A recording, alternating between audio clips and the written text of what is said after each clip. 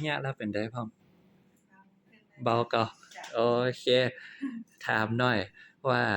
จะได้มาถึงกลับมาเจ็บ เออช่วงนี้เนาะ กะเลยคุดเอา กะเลยอ๋อ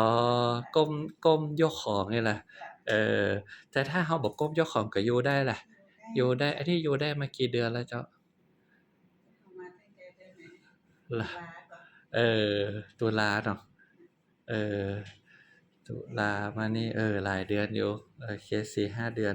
เรารู้เลยมาก่อนแต่ว่าถ้าเราบ่ก้มนี่เราก็อยู่ได้อยู่แต่พอก้มปุ๊บมันรู้สึกจะมันปิดขึ้นมาเลยอะ เรากุมเฮามาได้แล้วมั้งถ้าเราเอ๊ะวันนั้นแต่วันนั้นมันรีบ ครับแล้วก็กึบเลยล่ะแล้วหลังจากนั้นอาการมันเป็นจั่งใดเจ็บร้าวลงไปเจ็บร้าวเลยล่ะโอเคหลังจากนั้นเมินก็ที่มันร้าว